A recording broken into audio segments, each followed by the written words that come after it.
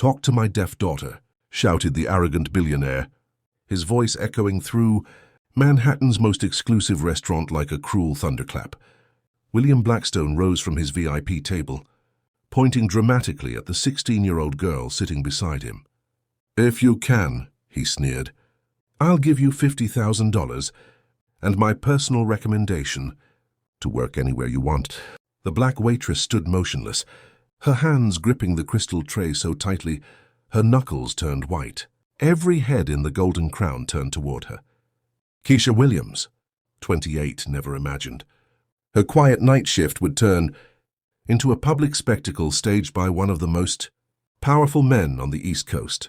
"But when you fail," Blackstone continued, savoring each word like expensive wine, "and you will fail, you'll admit, in front of everyone, that sign language is for losers who can't afford real solutions." His cruel laughter cut through the tense air. "And obviously," he added, "you'll be fired on the spot." At his side, Emma Blackstone sat, frozen, pale-faced. Tears streamed silently as her trembling hands moved in desperate signs. "Please stop. She doesn't deserve this." William ignored his own daughter's silent pleas. Keisha watched the young girl. Something shifted deep inside her. She was no longer the invisible employee who served $1,000 champagne bottles to men who never learned her name. For 5 years she had cleaned those tables, swallowed the racist jokes, and endured humiliation disguised as politeness. But tonight, something changed. "I accept your challenge, Mr. Blackstone," she said. Her voice did not tremble. A predatory smile curved on William's face. He had found his evening's entertainment, destroying another person who dared to exist in his world of privilege. What the billionaire didn't know was that he had just awakened something that should have stayed dormant. Keisha walked up to Emma, her movements calm yet full of purpose. Then, with fluid grace that took the girl's breath away, she began signing, not clumsily, not hesitantly, but with the effortless precision of a professional interpreter. Her hands painted complex sentences in perfect ASL, each motion flowing into the next. Her expressions vivid, her tone warm. "Hi, Emma," she signed. "My name is Keisha. You're not alone tonight." Emma's eyes widened in disbelief. In that instant, before all the guests who expected her failure, Keisha held a secret powerful, enough to rewrite the most humiliating night of William Blackstone's life. If you're wondering how a simple waitress had mastered the very language a billionaire despised, then keep watching, because this story of prejudice and underestimation had only just begun, and the twist that followed would leave everyone in that golden hall speechless. William Blackstone hadn't become one of the most feared real estate moguls in America by being kind. At 52, his $3.2 billion empire had been built on the rubble of evicted families, gentrified neighborhoods, and dreams destroyed by ruthless contracts.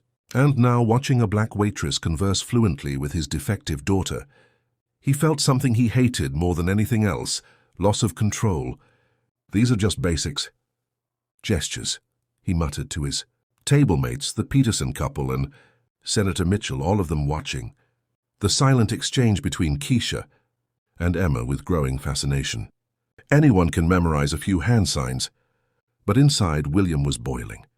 For 16 years, since the day Emma was born profoundly deaf, he'd invested millions in cochlear implants, experimental therapies and private treatments in Switzerland, all to fix what he considered a shameful genetic flaw in his perfect line of elite wasps. Yet now before his eyes that flaw smiled.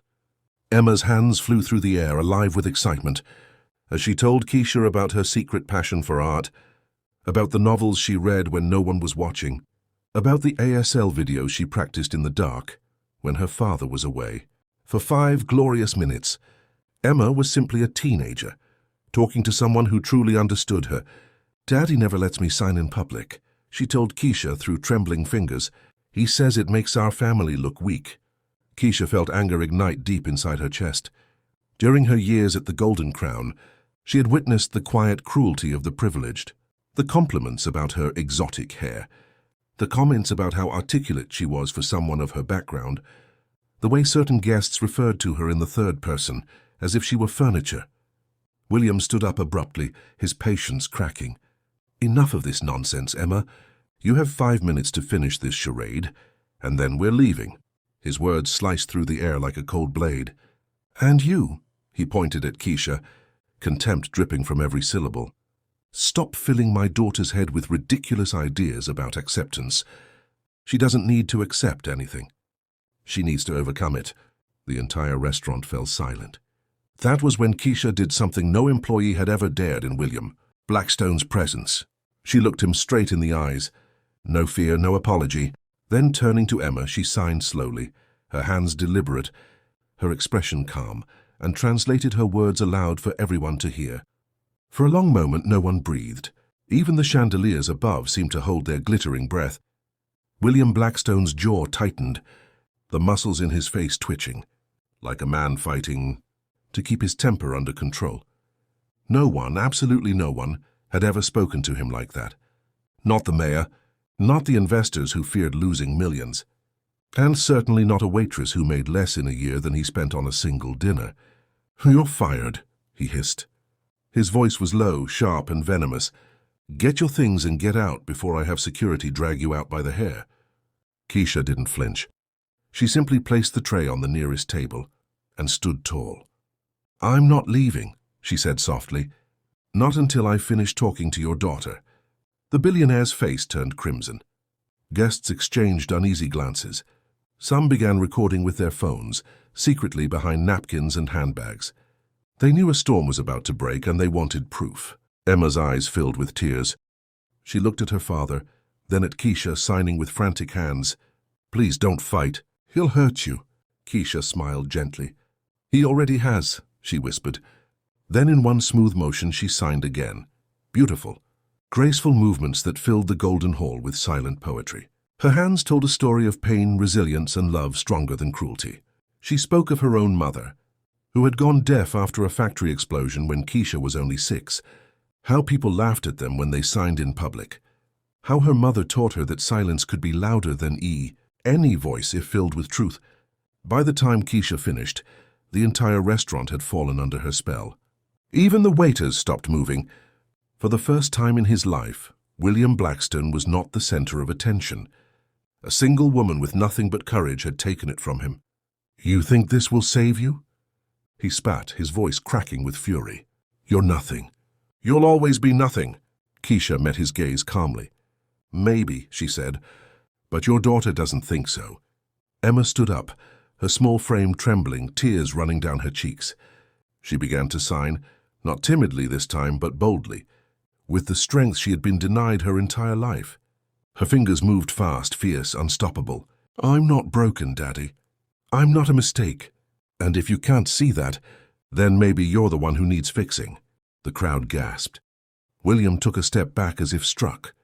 For the first time in 16 years, he didn't understand his daughter, not her signs, not her strength, not her courage.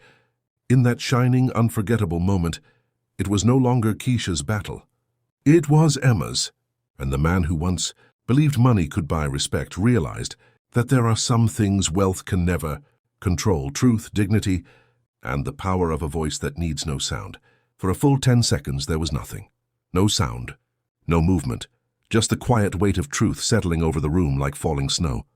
Then someone started to clap, softly at first, then another, and another. Within moments, the grand restaurant and the playground of the rich was echoing with applause. Waiters, guests, even the pianist who'd stopped mid-song. They all stood, clapping for the girl who couldn't hear them, and the woman who gave her the courage to speak without a voice. William Blackstone's power shattered with every beat of those hands. He stood alone, surrounded by people who used to fear him, but were now watching him with quiet disgust. He reached for his wallet, as if money could erase humiliation. "I'll double your offer," he barked. 100,000. Right now. Walk away and this never happened. Keisha looked at him, calm as still water. "I don't want your money," she said. "I just wanted your daughter to be heard." William froze. For the first time in his life, the billionaire had no words. Emma stepped forward, tears glistening on her cheeks. She looked up at him, not as a frightened child, but as someone finally free. She signed slowly, firmly. "You always told me power means making people listen. But I've learned something better. Real power is when someone listens to you even in silence." He couldn't respond. His mouth opened, but no sound came out. Security guards waited by the entrance, unsure what to do. The manager hovered nervously, terrified of choosing the wrong side of history. Keisha bent down and hugged Emma tightly. The girl held on as if she'd been waiting her whole life for someone to hold her without shame. When Keisha finally stood, she turned to leave. The crowd stepped aside as though parting a sea of guilt and awe. At the door she paused, looked back once and then said quietly, "Teach her to love her silence, Mr. Blackstone, because that silence just taught you something your money never could." Then she walked out into the cold New York night, her uniform still smelling faintly of perfume and expensive wine, her heart burning with quiet victory. Behind her, Emma wiped her tears and smiled, the first true smile she had ever given in public. The billionaire slowly sank into his chair, surrounded by 1,000 staring eyes. For the first time, the man who owned half the skyline felt smaller than the girl who had nothing. Outside, Keisha looked up at the glittering towers and whispered to herself, "She heard me, and that's enough." And in that moment, on a freezing Manhattan street, the sound of silence was the loudest thing in the world. The next morning, New York woke up to a storm. Not of weather, but of truth. Someone had recorded everything. The confrontation, the signs, the silence, all of it. And within hours, the video was everywhere. Waitress silences billionaire in powerful act of defiance. Deaf teen's message to her father breaks the internet. Within a single day, it hit 10 million views. By the end of the week, 100 million. People across the world were crying, sharing, and writing captions like, "This is what courage looks like. A billionaire just got educated by a waitress. She didn't raise her voice, she raised her worth." In a tiny Harlem apartment, Keisha sat on her old couch, staring at the screen of her cracked phone. She watched the video replay, watched herself standing tall before the man who'd tried to break her, and she smiled. Her inbox was flooding with messages, offers for interviews, job opportunities, and thank you notes from parents of deaf children who finally felt seen. For the first time in years, her silence was being heard around the world. Meanwhile, across the city, William Blackstone sat alone in his penthouse. The empire that once made him untouchable was now crumbling under public outrage. His investors were pulling out, his publicist had quit, and his phone, once filled with power calls, was now a graveyard of unanswered messages. But it wasn't the money that haunted him. It was his daughter's words. "Maybe you're the one who needs fixing." He replayed that line again and again, until it stopped sounding like defiance and started to sound like truth. 1 week later, William showed up unannounced at a small community center in Harlem. Reporters weren't there, no cameras, just a quiet building with a hand-painted sign. Voices in silence, free sign language classes. Keisha was teaching a group of children when she saw him standing by the door.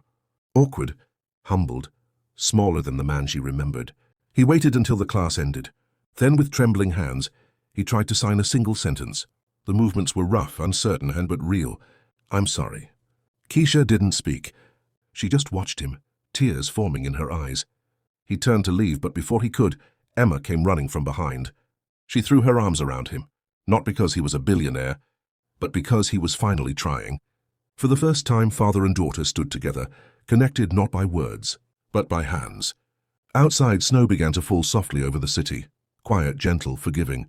And somewhere in that silence, a story that began with humiliation ended with hope. Because sometimes, the loudest revolutions don't come from shouting. They come from listening. 2 months later, the world still hadn't stopped talking about her.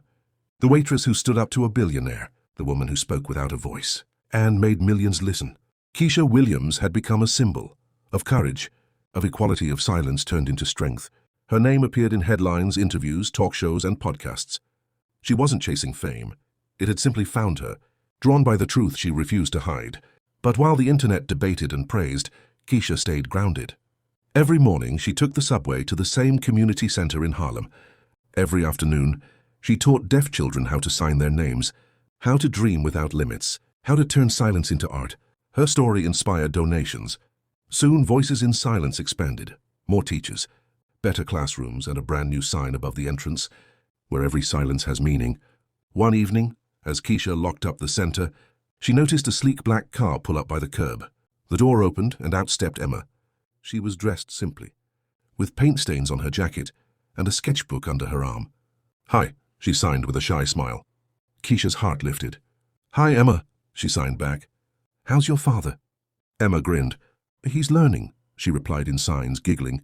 "Slow, but he tries. Keisha laughed softly. Good, that's all that matters. Then Emma handed her the sketchbook. Inside on the first page was a charcoal drawing. A portrait of Keisha standing under a chandelier, hands mid-sign, light breaking around her like wings. Below it, in neat handwriting, was a single line. The day silence became beautiful. Keisha's eyes glistened. You drew this? Emma nodded. It's for you. For helping me find my voice. They hugged, a long, quiet embrace that needed no words. As the car drove away, Keisha looked up at the New York skyline glowing against the night. Somewhere up there, people still lived behind glass walls of pride and noise. But she no longer feared them. Because she had learned something no power, no money, no fame could buy. That even the smallest act of truth can echo louder than thunder. She whispered into the night, for every person who was ever told their voice doesn't matter, let them hear mine. And though the world around her buzzed with traffic and lights, for one small perfect moment, the city fell silent, listening.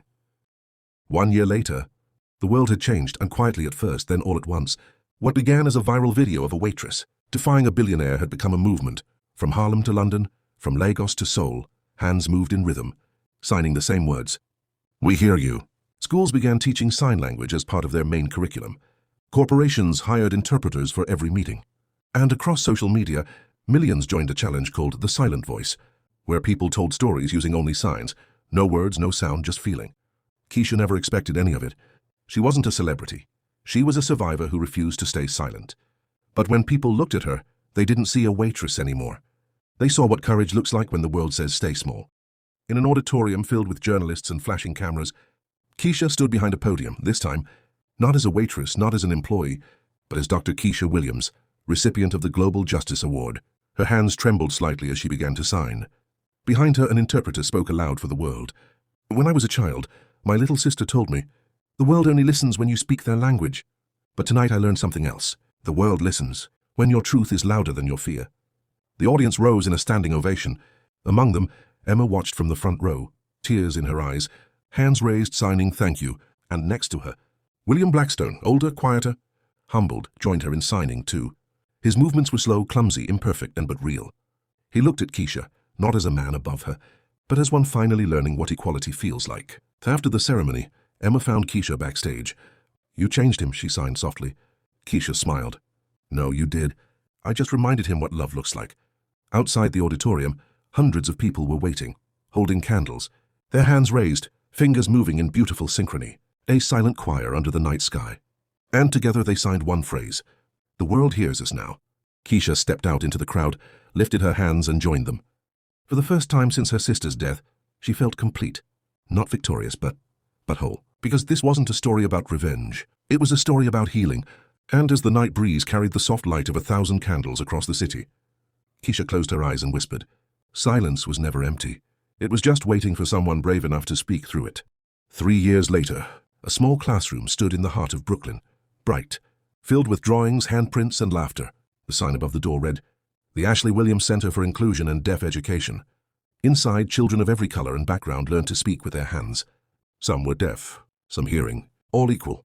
At the center of the room stood Keisha, calm, graceful, her hands moving like poetry. Every time she signed a new word, a dozen tiny hands followed her, repeating, learning, smiling. This was her dream come true, a world where no one had to shout to be understood. A knock on the door interrupted the class. Emma walked in, holding a box of new tablets for the students. She was 19 now, but confident, radiant, signing with a fluency that stunned everyone who remembered the shy, silenced girl from the restaurant. Morning, Miss Williams, she signed with a grin. Keisha laughed. Keisha, she corrected. We're family now. Emma had become the center's first student, and later its youngest teacher. Her art now decorated the walls, paintings of hands forming words, hearts and hope. Each piece signed her name in bright color, EMMA. Every message means acceptance. That day the two women sat together during lunch. Emma showed Keisha a message on her phone, a news headline. Former billionaire William Blackstone launches fund for disability rights. Below it a photo, William standing beside a group of deaf children, awkwardly signing thank you. Keisha smiled faintly. He's learning, she said. Emma nodded. You changed him. Keisha looked at her student, and now her friend. No, Emma, you taught him what real strength looks like. Outside the window, city life buzzed as usual, cars, sirens, voices. But inside that classroom there was something different. Peace. No noise, yet full of meaning. No sound, yet full of connection. Every child there represented something William once said didn't exist, a future where silence was powerful, not broken. As the afternoon sun poured through the glass, Keisha gathered the students and signed, "You are not your limits. You are your light, and the world needs to see it."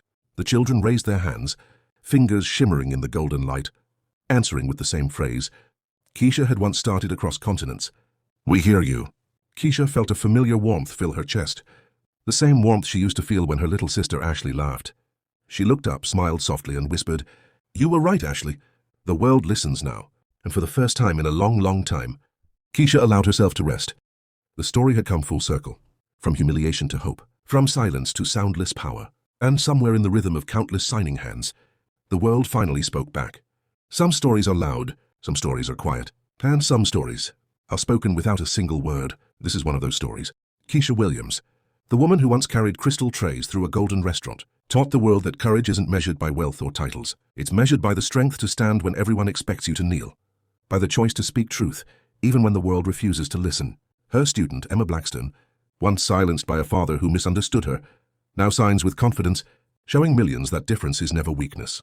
Together they've built a movement, a network, a community, a place where silence carries power, and voices are measured by meaning, not volume. The billionaire who once thought money could buy obedience learned that some lessons are priceless. Respect, dignity, humanity. These are treasures no fortune can replace. And across the globe, children raise their hands, painting the air with their truth. In classrooms, living rooms, streets, and parks, the movement grows. A simple idea multiplied by thousands of hands. We hear you. It's a story about more than one girl, one waitress, or one billionaire.